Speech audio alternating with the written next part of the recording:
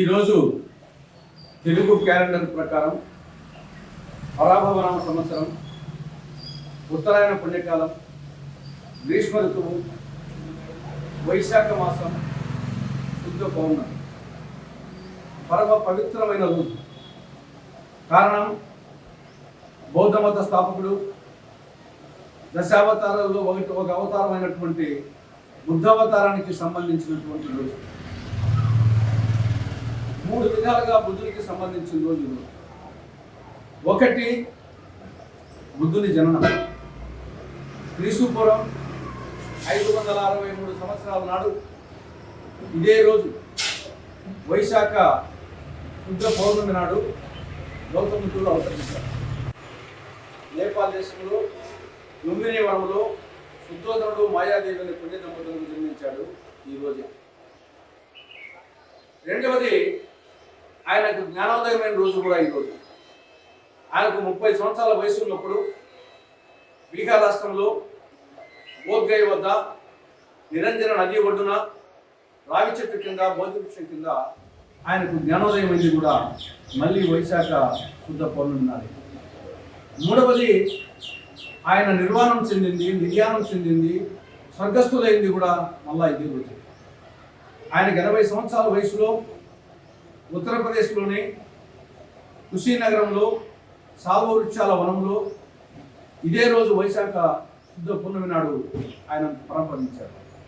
ఆ విధంగా గౌతమ బుద్ధునికి సంబంధించి 3 విధాలుగా, 1 జననం, 2 జ్ఞానోదయం, 3 మరణం. ఈ 3 కూడా వైశాఖ శుద్ధ పౌర్ణమి నాడు సంబంధించి.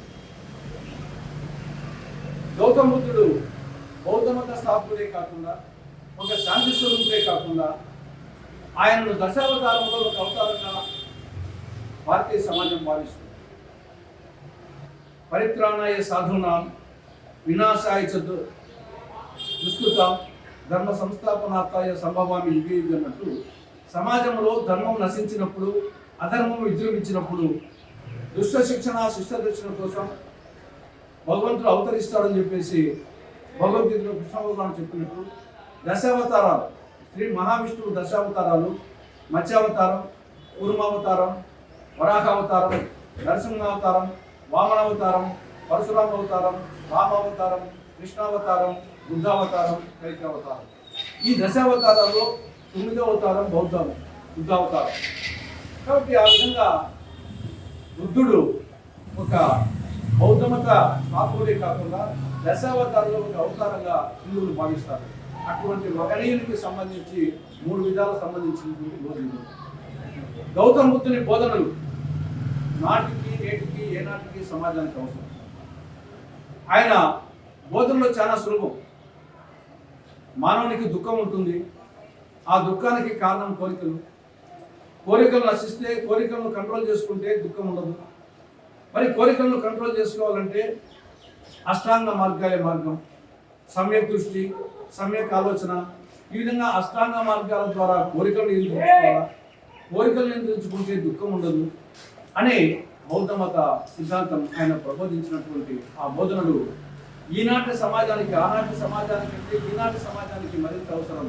అందుకోసం ఆ మహనీయుని జన్మదినము, జ్ఞానోదయం రోజు, నిర్యాణం చెందినటువంటి రోజు అయినటువంటి ఈ యొక్క బుద్ధ పూర్ణిమ రోజు, ఈ వైశాఖ శుద్ధ పౌర్ణమి నాడు ఆయన్ను ఒక్కసారి స్మరించుకోవడం, ఆయన బోధనలను స్మరించుకోవడం ఎంతో అవసరం.